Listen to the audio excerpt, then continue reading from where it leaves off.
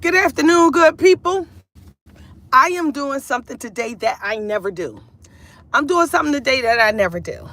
I am getting here on my YouTube live on this YouTube channel. So I started building this YouTube channel a few years back, right? And when I started building the YouTube channel, I didn't know what I was doing. I was just making videos, editing videos, learning how to use CapCut, editing, whatever. Just trying to do something to start the journey of creating content and doing something with my content. And because of, at some point, I started feeling like the content that I was making really wasn't aligned with what my true value system is. And that I was just making videos and posting content because it's what people liked, right? And I tend to genuinely like political content. I listen to all voices. I like music. I'm a huge music lover. I'm a musician of sorts as the worship leader of my church. And so I'm hopping on here today, right? Because I'm doing something new. I'm trying to do something different. I'm trying to get familiar. I'm trying to get comfortable with being behind the counter, and being behind the camera, not the counter, the camera. So I'm trying to be comfortable. I see you, sir, with being behind the camera.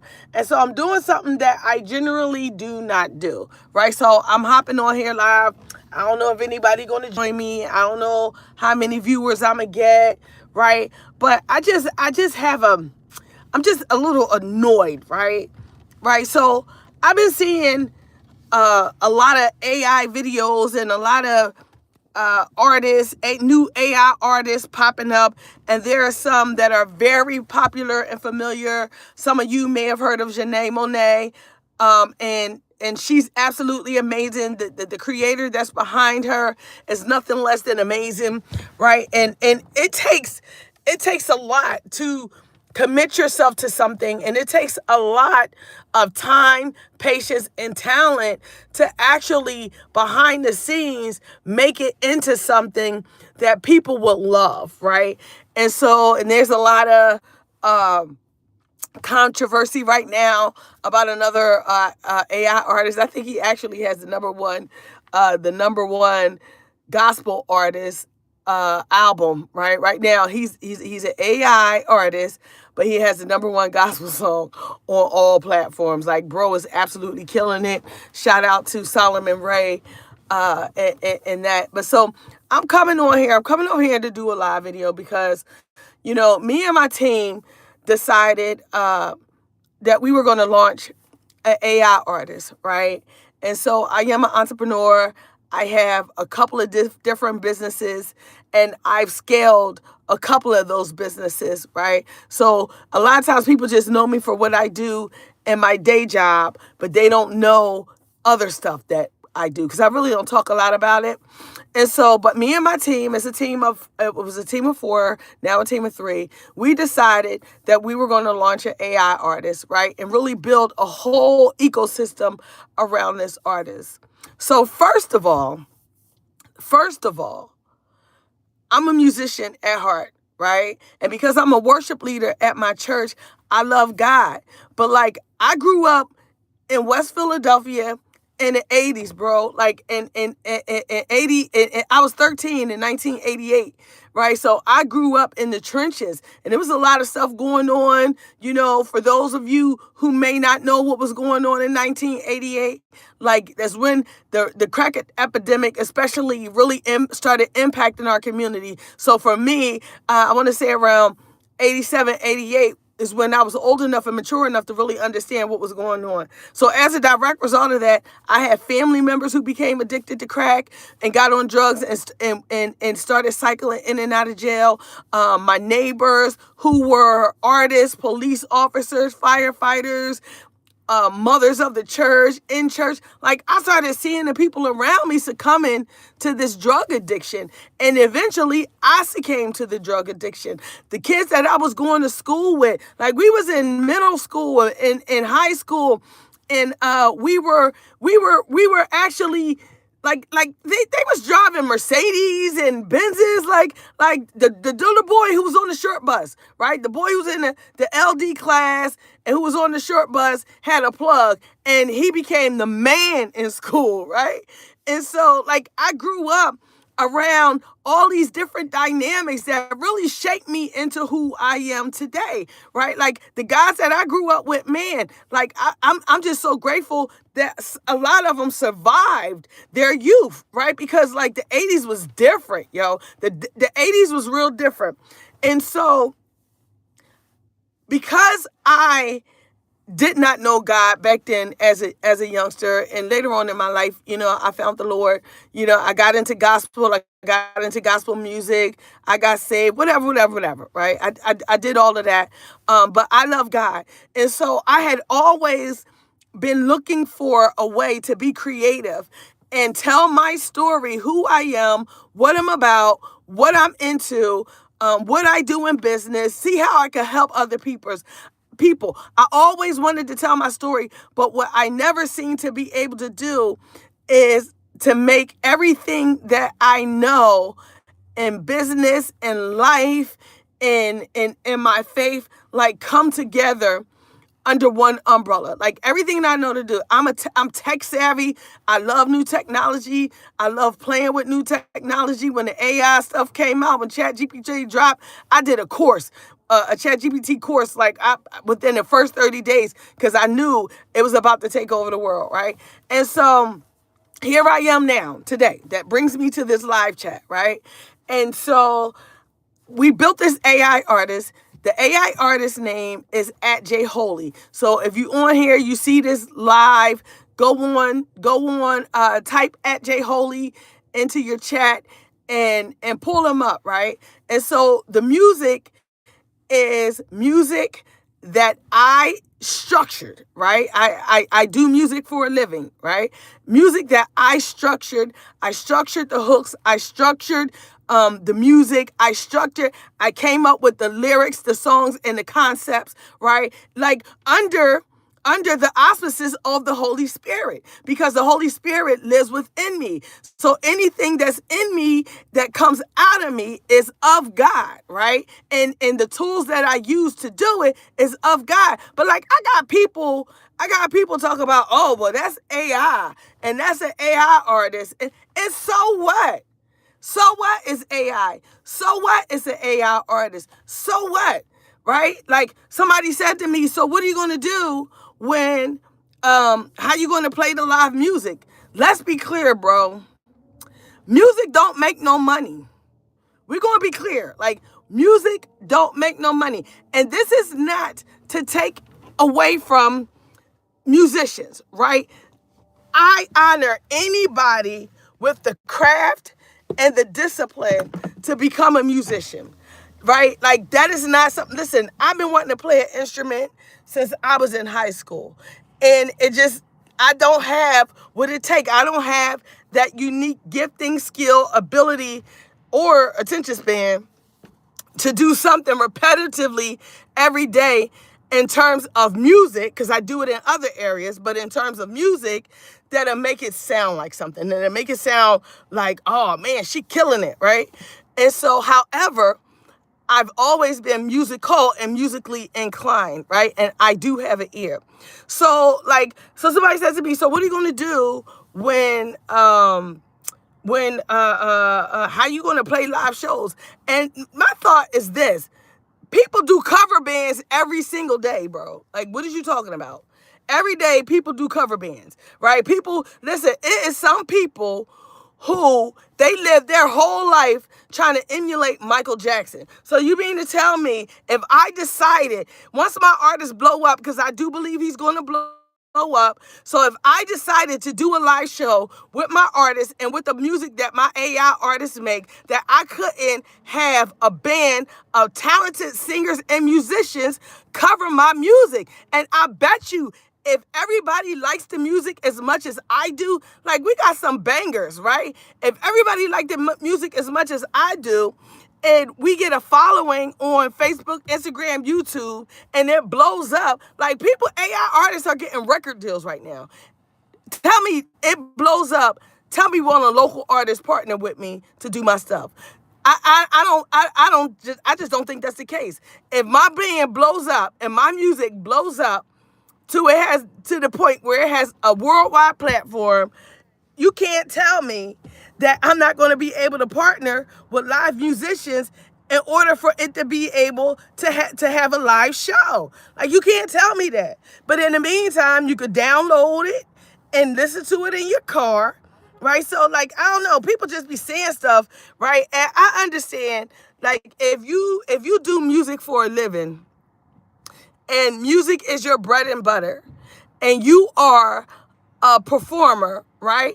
And you've honed your craft, like, bro, big shout out to you. Like, there's never not going to be an avenue for you to make money, right? Because no matter what, people are going to want to show up to see a live show. People, is something about the energy in the room. Listen, if I'm going to be honest with you, I tend to like people who sing their songs and record their music live over the studio tracks, right? Because when people record their music live in a session, like, sometimes it leaves room for nuance. It leaves room for the music to go somewhere that it would not be allowed to go in a studio setting, right? And so, like, I prefer that better. Like, one of my favorite artists is Jonathan McReynolds and Leandria Johnson. And their songs, like, I can't even tell you, I listen to, like, their studio albums. I don't listen to it. I listen to all their live performances, because there's something about an organic live performance that you're just not going to get. You're not going to get that listening to a track, right? And so, to me, it's the same difference. And nobody needs to be intimidated or feel threatened by something being AI. Yes, I created AI music videos, right? I learned how to do it. And it's so technically difficult that, no, you're not going to beat me up about my stuff being AI. You're not going to beat me up about my stuff being AI. You're not. You're not going to beat me up about myself being AI. Not with the hours and the work that I put in to learn it. And no, it's not even as good as it's going to get. But, like, for real, like, I got some dope videos, right? And so, like, you're not going to beat me up. Like, so people, one thing I understand about this internet thing is that people like to argue and to fuss. And I get it. And the algorithm likes that. The algorithm likes tension. The algorithm likes, for us to be at each other's throat. The algorithm likes all of that, because the more we're in the algorithm doing all of that stuff and keeping people engaged and on these platforms, like the platforms can sell these advertisements, right? To get these commercials put on your timeline. So I get that. But, like, I want to just say, just give it a chance. Like, don't just outright turn something down and deny it just because you think, AI artists ain't popping, or I was just hearing so much different junk, bro. I don't even get on here and go live, right? I don't even get on here and go live, but I just felt like I needed to. So, like, you can follow me at Jayholy Music, JayHolyMusic, Jayholy Music. Like, if you live the street life and you love God and you found God and you just trying to do something different in your life, or you just need some inspiration or something that's going to make you feel good. Like, it's enough negative energy in this world, right? It's enough. Shout out to the person who's looking. I didn't know how many people was going to show up to this, but so shout out to you. It's just me and you right now, right? But if you need something positive, like, it's enough negativity in the world. Every time we turn on the news, every single day is always something in politics. Like, we all going through our own issues. Our families are going through stuff. Our siblings, our mom and dad, somebody may have just lost a loved one. Like, life has enough problems and issues on its own. And sometimes we got to cut through all that pain and all that emotion, right? And just get something to feed our spirit and uplift us as people, right? Just to give us a little bit more to keep pressing and to keep going. And so that's why I started creating that music, right? I started creating it because it was a positive outlet for myself, my creativity, as well as a way to look at this differently, and look at it as a brand, and to be able to really make other money from it as well, right? Because I ain't even gonna front. I'm trying to retire my husband, period. I'm trying to retire him, right? I'm ready for him to stop working full time. And so in order to get him to stop working, I got to bring in some more money, and I got to figure this out. So I jumped on the live today. I hadn't been on, I don't even think I had this channel for maybe 5 years. I don't think I ever did a live. I hopped on the live today because I'm trying to do something different. And like, I'm trying to bring a level of a realness, right, to my viewership. I'm trying to bring a level of honesty. I'm trying to bring a level of uplifting. We got enough people tearing us down, arguing, fighting with people on the job. Like, it's enough of that. Like, sometimes you just got to tap out and say, all right, I got to find something that's either going to allow me to be mentally smarter, right? To increase my mental capacity, to increase my capacity to think about the world and think about the things around me differently. Or I need something to listen to that's just going to kind of like open my heart up and allow me to decompress some of these feelings that I have and some of the negativity, and kind of take my mind off of the bills and take my mind off of the sicknesses and take my mind off of that stuff. So just to be able to use this as a positive outlet, and because it's blessing me, hopefully it'll bless somebody else too. But like, when I grew up, listen, I went into a school to talk to kids about a year ago.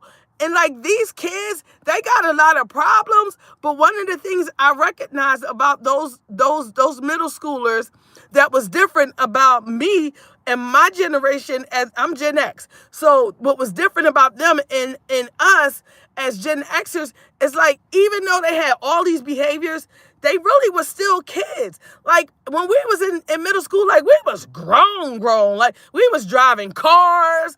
Like, we was just doing the most. Like, we was out here. Like, we was just, I felt like at 16, I already felt like I was 25. We was in the clubs. I think I started going to the clubs at like 13, right? And so, so it's different. Generationally, it's different.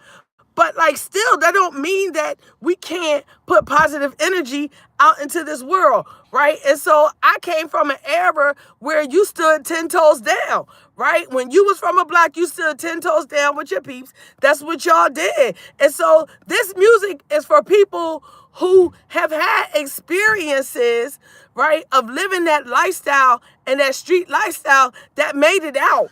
And it's just so grateful that they made it out, because some people didn't. We see every day in the hoods, these kids is dying, and it boggles my mind. Like, because like, they ain't even getting money out here, right? I remember back in the day, like, if somebody got hurt or killed or shot or something, it was because like they may have been in the game. But it was a reason behind it. It wasn't Instagram. It wasn't like, oh, he said something or she said something. It wasn't about that. It usually was over some money. Like, these kids ain't even getting money. They just, it's just about, they just out hurting people, right? And I understand, because that's what they've been conditioned to do. They was conditioned to do it through the music. And then once they became conditioned to do it, they got access to weapons of their demise, right? And so, like, I understand the plan. I understand how people get shaped and molded. Listen, I think the best quote I ever heard, and I wish I knew who said it, but it was a gentleman, and I was listening to like a TED Talk or something, and I don't remember his name, but he said, music does not need an introduction to your soul.